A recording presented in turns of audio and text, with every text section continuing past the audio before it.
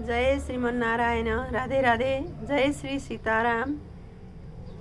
आज मैले श्रीमद् भगवत गीताको 8औं अध्याय अक्षर ब्रह्म योग पाठ गर्न गइराखेको छु। सगुण र निर्गुण एवं ओमकारको वर्णन गरिन्छ, जसलाई अक्षर ब्रह्म भनेर भनिएको छ। यसैले यस अध्यायको नाम अक्षर ब्रह्म योग भनिएको हो। ओम वसुदेव सुतौ देवौ कंसचाणो र मर्दनम देवकी परमानन्दौ कृष्णौ वन्दे जगद्गुरु। श्रीकृष्णौ वन्दे जगद्गुरु। श्रीमद्भगवत गीता 8मोऽध्याय।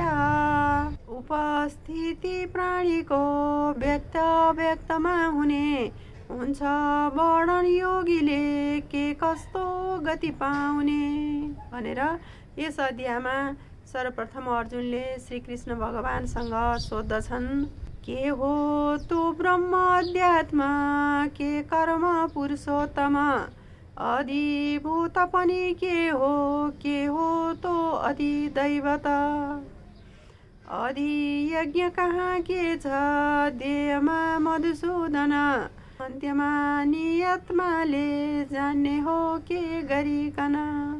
अर्जुनले यसरी सोधिसकेपछि श्रीकृष्ण भगवानले आज्ञा गरिबक्सन्छ। श्री भगवान उवाच, नित्य अक्षर हो ब्रह्म, त्यो अध्यात्म स्वभाव हो। ब्रह्मको कर्म जो तो नै विसर्ग सब सृष्टि हो। अधिभूत त नासिन्छ, अधिदैवत प्राण छु, देहीको देहमा बस्ने अधियज्ञ म हुँ। यो शरीर छोडेर जाने अन्तिम समयमा जे सम्झियो उही हुन्छ भन्ने विभिन्न शास्त्रबाट, भागवत, जड भरतको कथाबाट पनि हामीहरूले सुनिसकेका छौँ। त्यस्तै श्रीमद् भगवत गीताको 8औं अध्याय अक्षर ब्रह्म योगको 5औं श्लोकमा पनि यही भनिएको छ।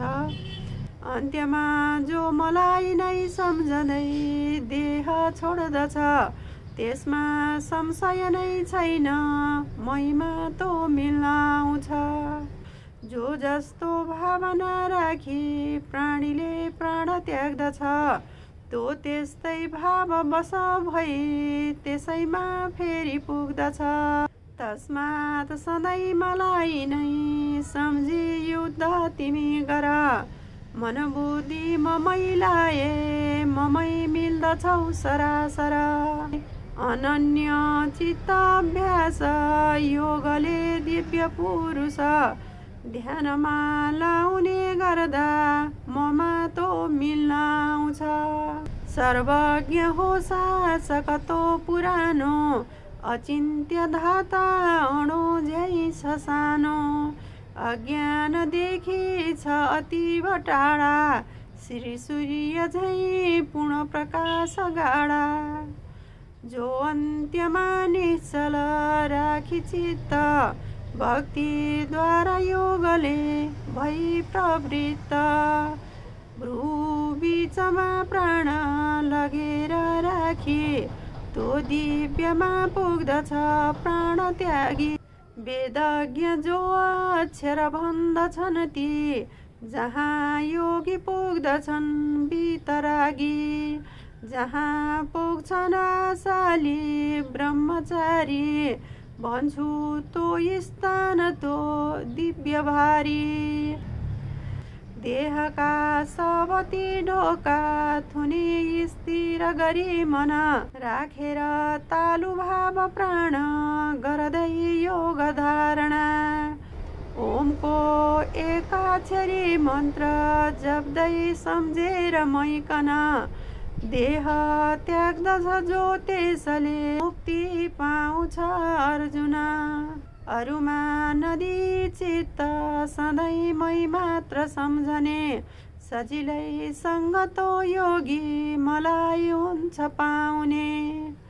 पाई मलाई फेरि ती अनित्य दुःखको घर, पाउँदैनन् पुनर्जन्म जो छन् सिद्ध निरन्तर।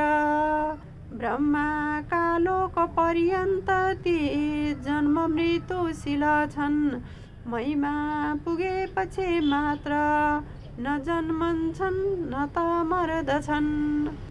हजार युगको रात्रि हजार युगको दिन ब्रह्माको हुन्छ यो भन्दछन् कालव्यक्ता सबैजना। अव्यक्तबाट जन्मेर दिनमा व्यक्त भइकन रात्रिमा ती लीन हुन्छन् अव्यक्तमै गइकन। बारम्बार सबै प्राणी दिनमा जन्म भइकन रातमा लयती हुन्छन् भई विवश अर्जुन। अब भने भक्तिको कारणले अव्यक्त तत्त्वको ज्ञान भन्ने छ। अव्यक्तबाट व्यक्त परको सनातन छ नासिँदा सबै प्राणी तो नासिन्न सनातन। सबै प्राणीहरू गएर अन्तिममा लय हुने अव्यक्त हो र त्यो अव्यक्त भन्दा पनि परको सनातन अव्यक्त छ। अर्थात् ब्रह्माको दिन समाप्त भएपछि सारा प्राणीहरू अव्यक्तमा लीन हुन्छन्। यसरी लीन हुने अव्यक्त स्थानदेखि पर अर्को अव्यक्त भावको सनातन पुराण पुरुषोत्तम दिव्य पुरुष सबै प्राणीहरू गएर अव्यक्त भावमा लीन हुँदा पनि त्यस दिव्य पुरुषको लय हुँदैन। अव्यक्त जो अक्षर हो भन्छन् त्यही गति हो ठुलो। जहाँ पुगेर फर्किन्न त्यही मेरो श्रेष्ठ धाम हो। त्यो धाम पार्थ अत्यन्त भक्तिले मात्र मिल्दछ। छन् भित्र जसका यी प्राणी जस्तै यो लोक व्याप्त छ। यसपछि भगवानले शुक्ल मार्ग र कृष्ण मार्गको बारेमा अर्जुनलाई बताइबक्सन छ। जुन कालमा मरी योगी फेरि जन्म लिकन आउँछन् वा आउँदैनन् काल तो भन्छु अर्जुन।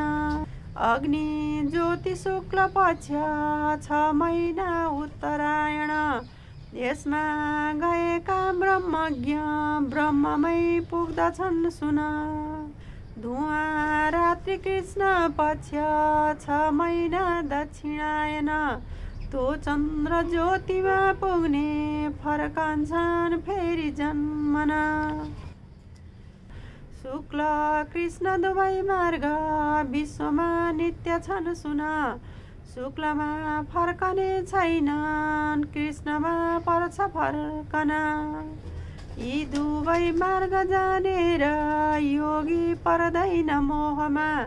तस्मात् तिमी पनि लाग योगकै नित्य मार्गमा।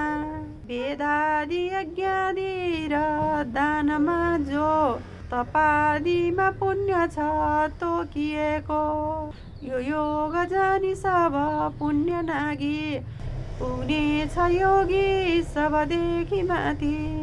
श्री कृष्ण अर्जुन संवाद अक्षर ब्रह्म योगको 8औं अध्याय गीताको अनुवाद समाप्त भयो। योगेशं सच्चिदानन्दं वासुदेवं व्रजप्रियं धर्म संस्थापकं वीरं कृष्णं वन्दे जगद्गुरुं। श्री कृष्णं वन्दे जगद्गुरुं।